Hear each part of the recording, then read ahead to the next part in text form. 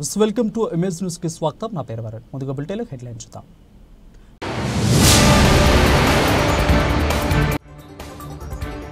జనసేన జయకేతన సభ super success. Janasena మండల అధ్యక్షులు బండారు సత్యనారాయణ హర్షం వ్యక్తం.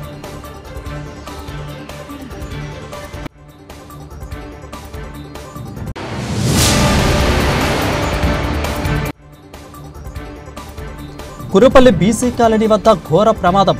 ప్రైవేటు ట్రావెల్కు చెందిన బస్సు హైవేపై బీభత్సం.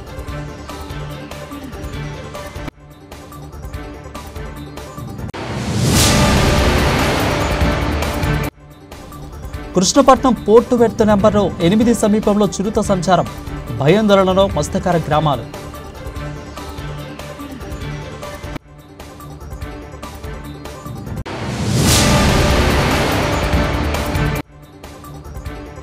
ఆత్మకూరు మున్సిపాలిటీలో నిరుపేదలకు వస్తువులు పాలు చేస్తున్న డీలర్లు. రేషన్ బియ్యం అందకుండా రేషన్ బియ్యాన్ని దిగుమిదిగుతున్న వైనం. డాక్టర్ బిఆర్ అంబేద్కర్ కోనసీమ జిల్లా రామచంద్రపురం మండలం నెలపత్తిపాడు పంచాయతీ పరిధిలో చోటు చేసుకుంది. ఇక మానవత్వం మంట కలిసిపోతుంది. మానసిక ఒత్తిడిలో తల్లిదండ్రులు తీసుకునే నిర్ణయాలతో పసిబిడ్డల ప్రాణాలు తీస్తున్నారు. రామచంద్రపురం మండలం నెలపత్తిపాడు గ్రామ పంచాయతీలో పరిధిలో తండ్రి 2 పిల్లల్ని కాలువలో తోసేసి తాను గైహాజరులో ఉన్నారు. ఇతను ప్రాణాలతో ఉన్నాడో లేదో అంతు చిక్కడం లేదు. ఇక స్థానికులు తెలిపిన వివరాల ప్రకారం రాయవరం మండలం వెంటూరుకు చెందిన పిల్లిరాజు 39 సంవత్సరాలు. ఇక పల్లెల్లో అరువుపై గృహ పరికరాలు ఇచ్చి తయారు వస్తువులు చేసే వ్యాపారం నిర్వహిస్తూ ఉంటాడు. ఇతని వ్యాపారంలో నష్టం రావడంతో కొంతకాలంగా తీవ్ర ఒత్తిడిలో ఉన్నారు. ఇతనికి భార్య విజయ, కుమారుడు సందీప్ 15 సంవత్సరాల వ్యక్తి. ఇక బాలిక కారుణ్య 6 సంవత్సరములు. రామచంద్రపురం భాష్య పాఠశాలలో సందీప్ 4వ తరగతి చదువుతుండగా కారుణ్య 1వ తరగతి చదువుతున్నారు. ఇక వ్యాపారంలో నష్టపోయిన రాజు ఇటీవల భార్యతో కుటుంబం అంతా చనిపోవడాన్ని ప్రస్తావించగా ఆమె తిట్టినట్టు చెప్తుంది. ఇక అయినా తన నిర్ణయం మార్చుకోకుండా సోమవారం రామచంద్రపురంలో పాఠశాలలో ఉన్న పిల్లల్ని మధ్యాహ్నం 12 గంటల సమయంలో బయటకు తీసుకుని వచ్చారు. 2 పిల్లలను స్కూటీపై ఎక్కించుకొని వెంటూరు మీదుగా తొగరు వారి సహకారంతో కాలువ కొట్టుకొని తీసుకొచ్చారు. ఇక అక్కడతో ఇద్దరిని కాలంలో తోసేసి అతను కూడా స్కూటీపై వెళ్ళిపోయాడు. పాప కారుణ్య కాలువలో మునిగిపోక కుమారుడు సందీప్ ఈదుకుంటూ గట్టుకు చేరుకుని 2 కిలోమీటర్ల దూరంలో గణపతి నగరం వంతెన వద్దకు చేరుకున్నారు. ఇక్కడ ఏడుస్తుండగా దారిలో వెళ్లే వ్యక్తి చూసి అడిగేసరికి మొత్తం వివరించారు. వారు వెంటనే పోలీస్ స్టేషన్కు తీసుకెళ్లగా రాక్షసం పోలీసులు స్పందించి SIM లక్ష్మణ్ ఆధ్వర్యంలో పోలీసులు ఫైర్ సిబ్బంది ఘటనా స్థలానికి చేరుకుని గాలింపు చర్యలు చేపట్టారు. ఇక సాయంత్రం 5:30 ప్రాంతంలో బాలిక మృతదేహం లభ్యమైంది. తండ్రి రాజకీయం కాలేదు.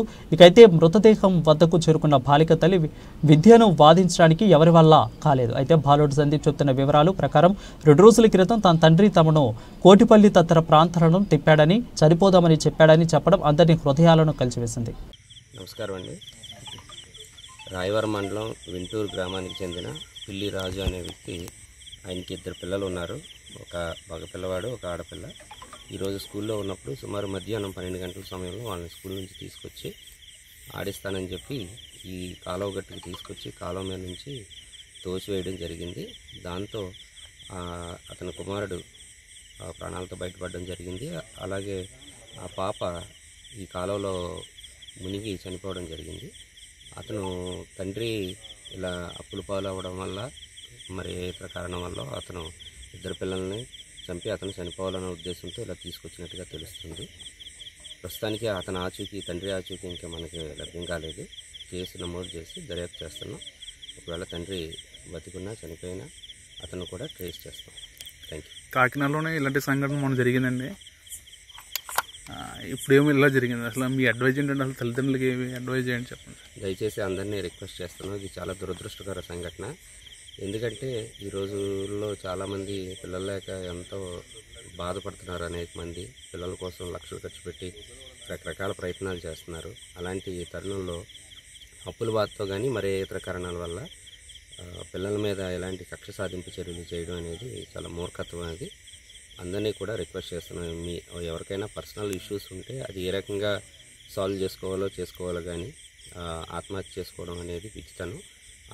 వారి ఆత్మహత్య చేసుకోవడమే కాదు, వారి కుటుంబ సభ్యుల్ని కానీ పిల్లల్ని కానీ ఆత్మహత్యకు ప్రేరేపించడం కూడా మూర్ఖత్వం అవుతుంది. దయచేసి ఎవరైనా సరే మీ దృష్టిలో ఇలాంటి వారు తారసపడినప్పుడు, ఇలాంటి పరిస్థితి ఎదురవుతున్నప్పుడు సైకియాట్రిస్ట్ ద్వారా కానీ లోకల్లో ఉన్న పోలీసు వారికి కానీ సమాచారం తెలియజేసి వాళ్ళు కౌన్సిలింగ్ పొంది ఇలాంటి పరిస్థితుల నుంచి బయటకు రావాలని కోరుకుంటున్నాం. Thank you. నెల్లూరు జిల్లా ఉదయగిరి నియోజకవర్గం వింజమూరు మండలంలో ఈ నెల 14వ తేదీన జరిగిన జనసేన పార్టీ ఆవిర్భావ దినోత్సవ సభను ఉదయగిరి నియోజకవర్గం నుంచి దాదాపు 3000 మంది జన సమీకరణ చేయడం గొప్ప విషయమని జనసేన మండల అధ్యక్షులు బండారు సత్యనారాయణ హర్షం వ్యక్తం చేశారు. ఈ సందర్భంగా విలేకరుల సమావేశం ఏర్పాటు చేసి సందర్భంగా సత్యనారాయణ రామ్మూర్తి మాట్లాడుతూ జైకీర్తన సభకు ఉదయగిరి నియోజకవర్గం నుంచి జనసేన నాయకులు కార్యకర్తలు మహిళలు పెద్ద ఎత్తున పాల్గొనడం సంతోషకరమని అన్నారు. టిట్కో చైర్మన్ వేములపాటి అజయ్ కుమార్ ఆదేశాల మేరకు జనసేన సీనియర్ నాయకులు కాశీరావు సహకారంతో విశేష స్పందన లభించిందని అన్నారు. రాష్ట్రంలో జనసేన పార్టీ అత్యంత శక్తివంతంగా ఎదుగుతుందని అందరికీ తోడ్పాటుతో ముందుకు వెళ్తున్నామని వారు తెలియజేశారు. ఈ కార్యక్రమంలో జనసేన నాయకులు వెంకీ, రమేష్, రాఘవేంద్ర, సురేష్, శ్రీను, మధు, అన్వేష్, కృష్ణారావు తదితరులు పాల్గొన్నారు. అందరికీ నమస్కారం.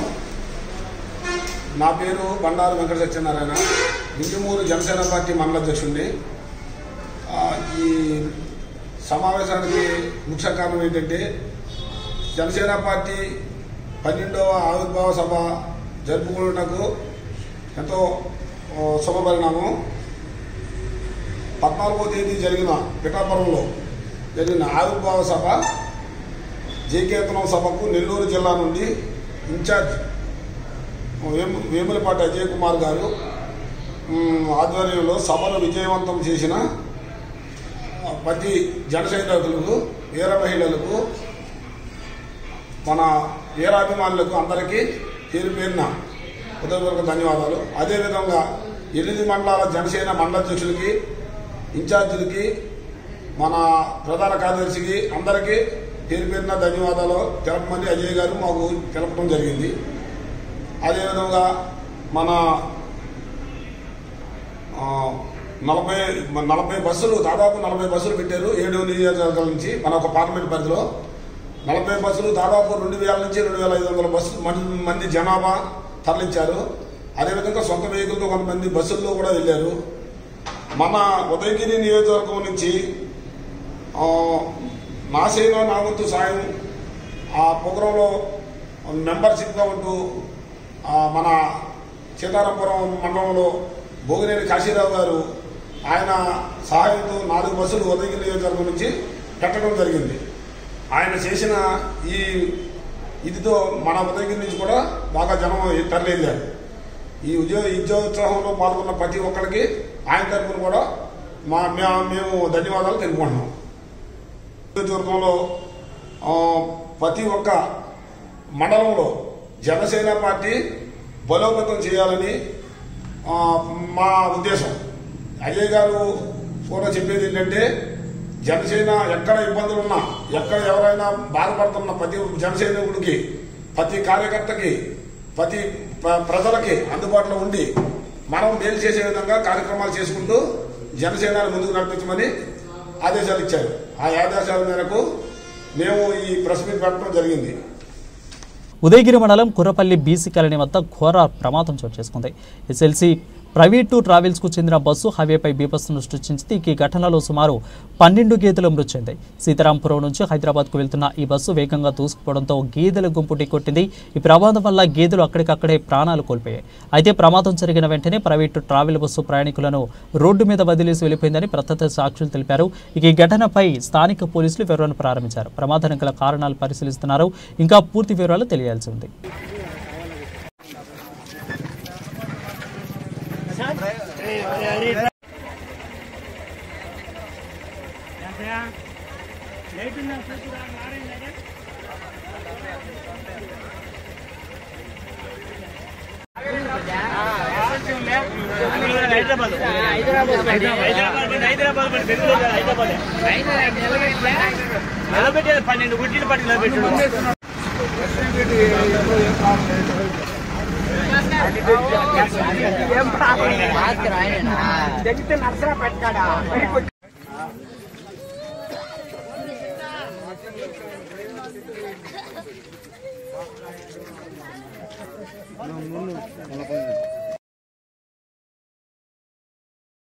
ఉమ్మడి నెల్లూరు జిల్లా కృష్ణపట్నం పోర్టు పెర్త్ నెంబర్ 8 సమీపంలో చిరుత సంచారం రేపుతుంది. సీసీటీవీలో దృశ్యాలు రికార్డయ్యాయి. ఇక భయందరంలో మత్స్యకార గ్రామాలస్తులు ఉన్నట్లు తెలుస్తోంది. పోర్టులోని డ్యూటీకి వెళ్లకూడదని దురాయి వేసుకున్న మత్స్యకారులు చెప్తున్నారు. వింజమూరు కావలి ప్రధాన రహదారికి ఆనుకుని ఉన్న జగనన్న కాలనీలను సిపిఎంఐ నాయకులు పరిశీలించారు. ఈ సందర్భంగా మండల అధ్యక్షులు భాస్కర్ రెడ్డి, ప్రాంతీయ కార్యదర్శి మల్లికార్జున మాట్లాడుతూ విజయ చైతన్య యాత్రలో భాగంగా జగనన్న కాలనీలను పరిశీలించామని, చాలా వరకు అసంపూర్తిగా భవనాలు ఉన్నాయని, వాటిని త్వరితగతిన పూర్తి చేసి లబ్ధిదారులకు అందజేయాలని వారు డిమాండ్ చేశారు.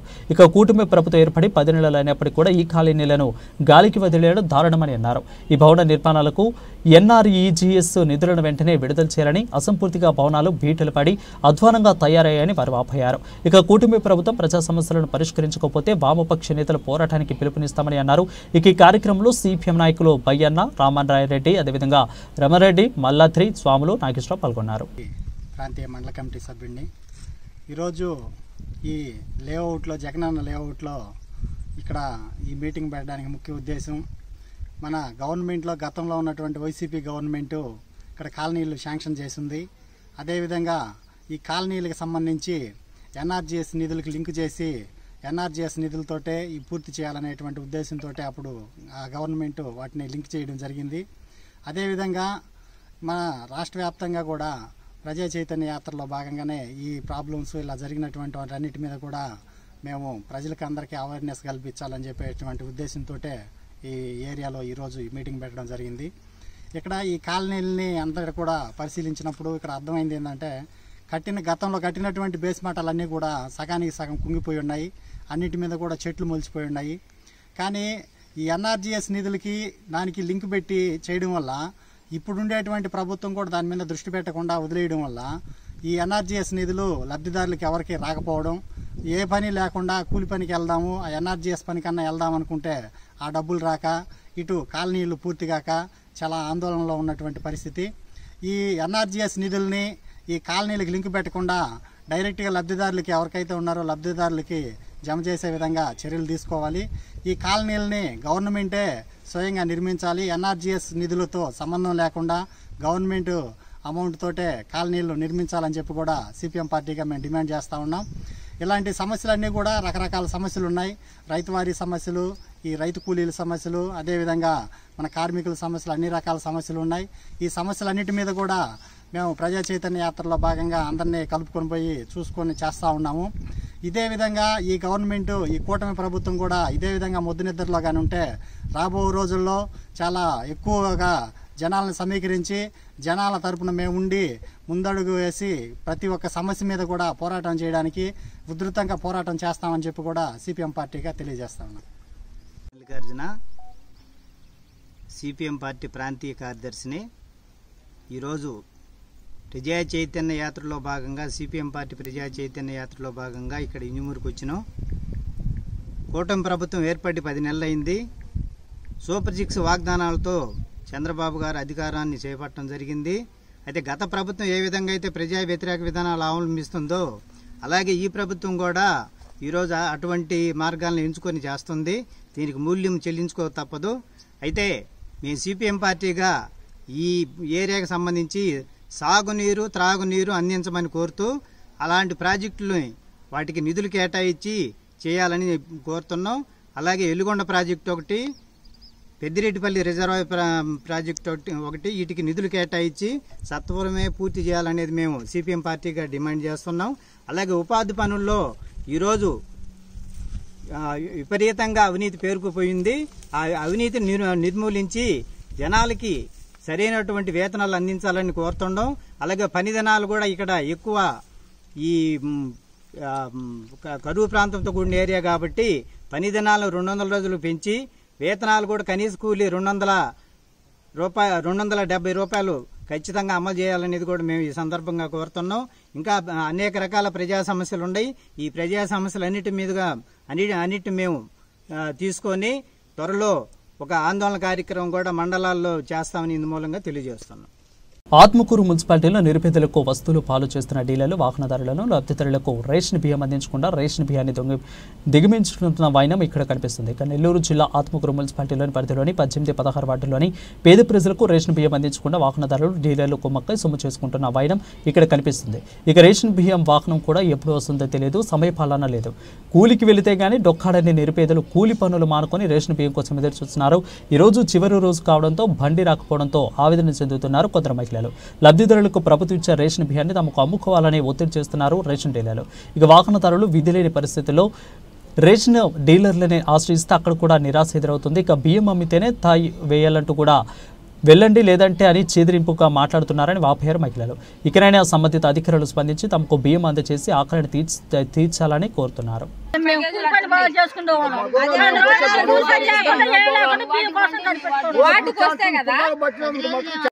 మిషన్ పని చేయలేదు, మళ్ళీ 10:30కి రమ్మన్నాడు అంతా. ఇంట్లో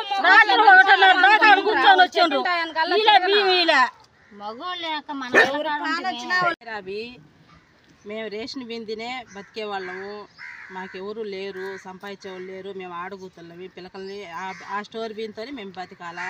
అన్న బండి వస్తే మేము బియ్యం తీసుకుంటాము అంటే ఆరున కూడా కొట్టము, మాకు అమ్మే పని అయితేనే మీకు బియ్యం ఇస్తాము.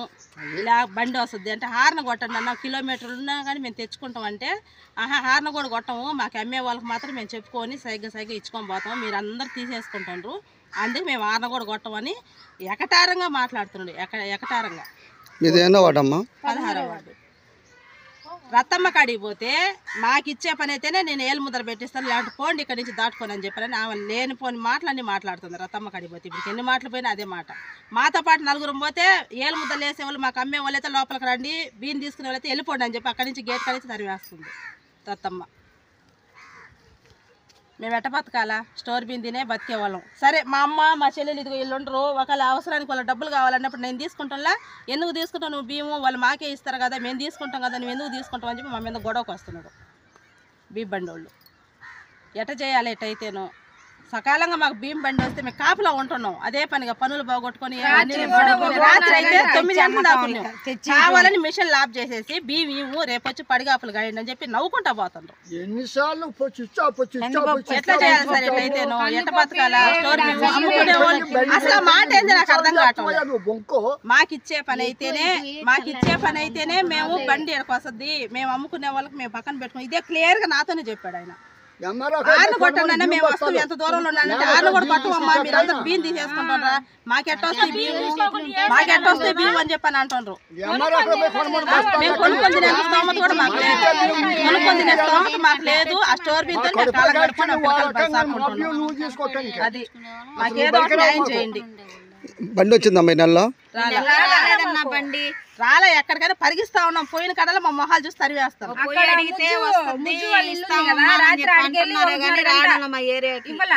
రాత్రి 1:30 గంట కావాలని మిషన్ లాప్ చేసేసి పంపించేసారు.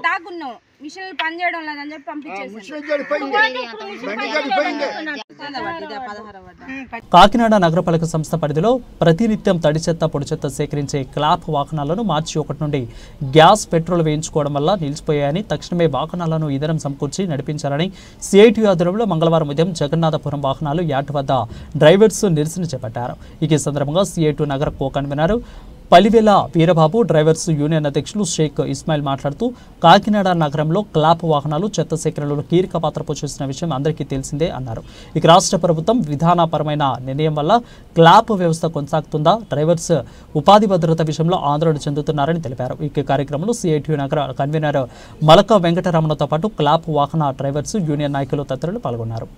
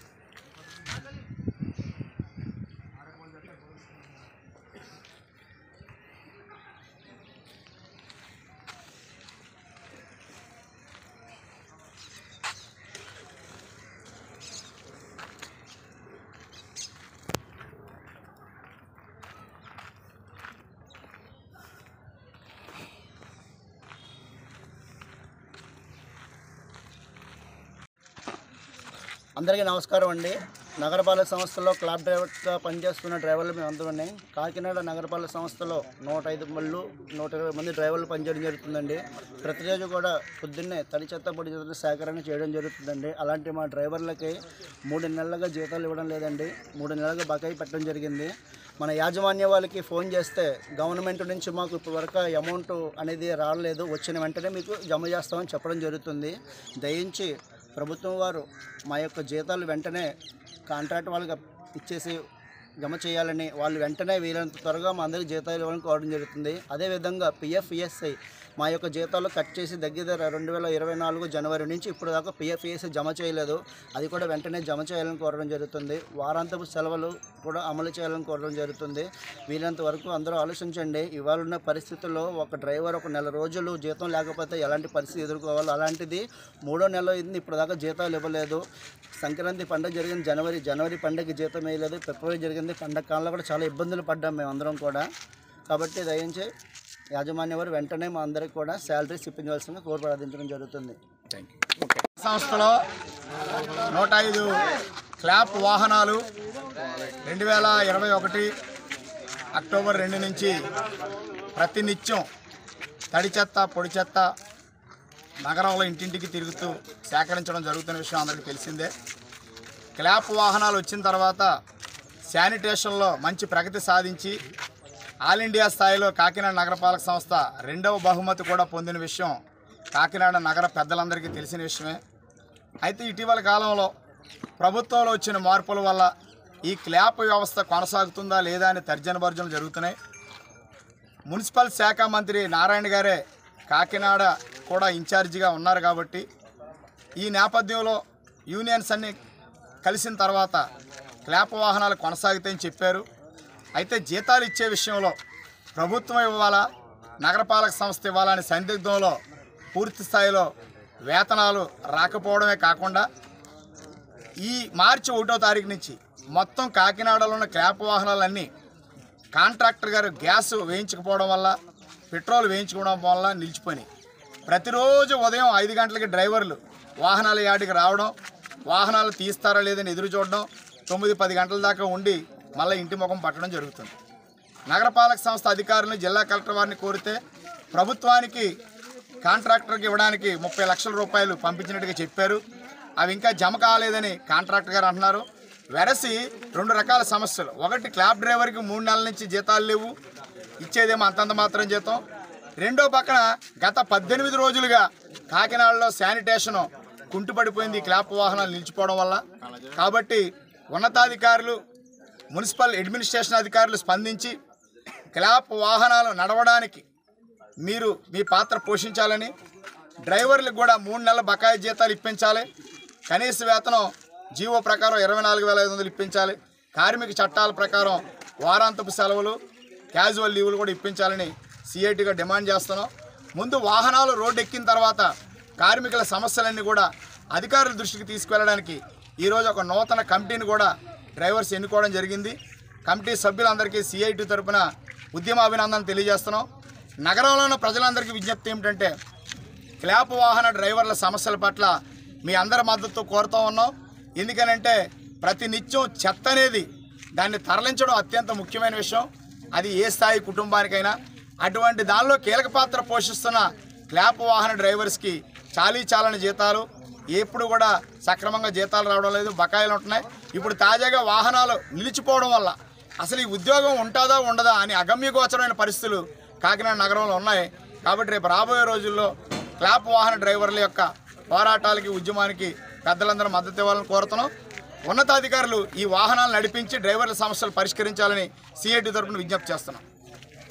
ప్రముఖ పుణ్యక్షేత్రమైన అన్నవరం శ్రీ వీర వెంకట సత్యనారాయణ స్వామి దర్శనానంతరం దేవస్థానం అధికారులతో మాట్లాడిన జిల్లా కలెక్టర్. అనంతరం పోలవరం ప్రాజెక్టు పనులను పరిశీలించిన కాకినాడ జిల్లా కలెక్టర్. ఇక ప్రసిద్ధ పుణ్యక్షేత్రమైన అన్నవరం శ్రీ వీర వెంకట సత్యనారాయణ స్వామి వారి దర్శనం చేసుకుని అనంతరం అధికారులు పనితీరుని, అలాగే టాయిలెట్స్ పరిశుభ్రంగా ఉన్నాయా లేదా వాటి పనితీరుపై అధికారులను అడిగి తెలుసుకున్నారు జిల్లా కలెక్టర్. ఇక అనంతరం కొండ దిగువకు ఉన్న పంపా సరోవరం ఇంజనీర్స్ అదేవిధంగా పోలవరం ప్రాజెక్ట్ ఇంజనీర్స్తో స్వయంగా సంప్రదించి పనులను అడిగి తెలుసుకున్నారు జిల్లా కలెక్టర్. ఈ కార్యక్రమంలో ఆలయ కార్యనిర్వహణాధికారి వీర్ల సుబ్బారావు, పోలవరం ప్రాజెక్ట్ ఇంజనీర్స్, పంపు నదికి సంబంధించిన ఇంజనీర్స్, దేవస్థానం ఇంజనీరింగ్ విభాగం అధికారులు ఆర్ఐ భాస్కర ప్రసాద్ తదితరులు పాల్గొన్నారు.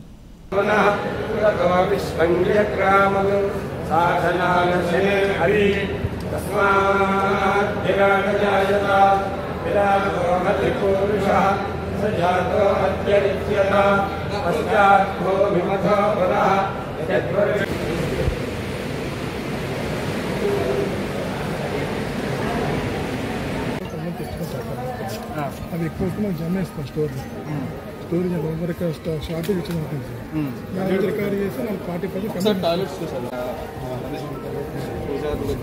పద్ధతి ప్రకారం చేస్తాం. ఏమన్నా సార్ అంటే జాకెట్ మొత్తం ఉన్నారా ఇంజనీరు ఈ గారు లీకేజెస్ ఉన్నాయి. ఇంకేషన్ వాటి వల్ల స్మెల్ అవసరం ఉందా వీటి వల్ల?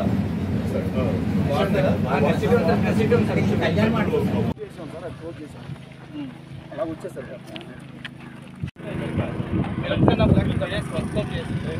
ఎగ్జాక్ట్లీ వర్కౌట్ అవుతుంది start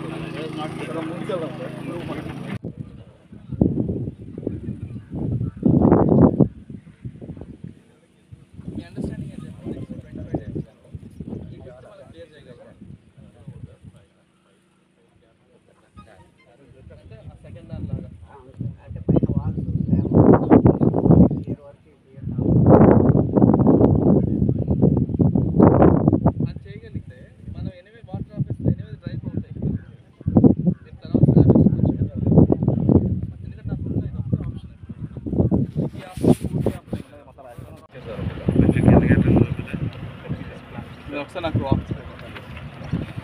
Friday evening will meet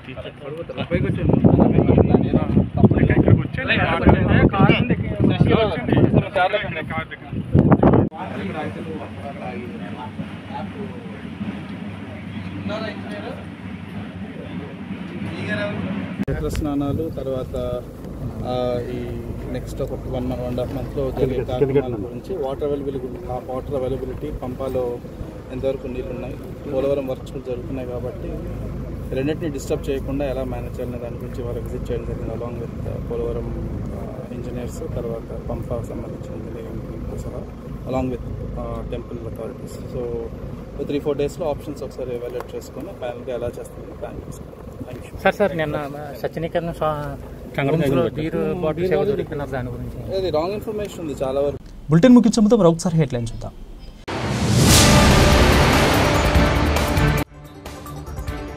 Janasena Jayaketana Sabha super success. Janasena మండల అధ్యక్షులు బండారు సత్యనారాయణ హర్షం వ్యక్తం.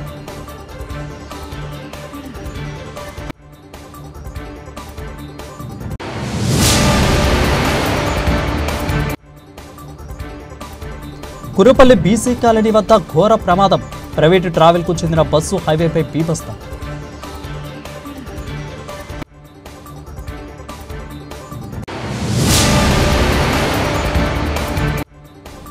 కృష్ణపట్నం పోర్టు వెర్త్ నెంబర్ 8 సమీపంలో చిరుత సంచారం. భయాందోళనలో మత్స్యకార గ్రామాలు.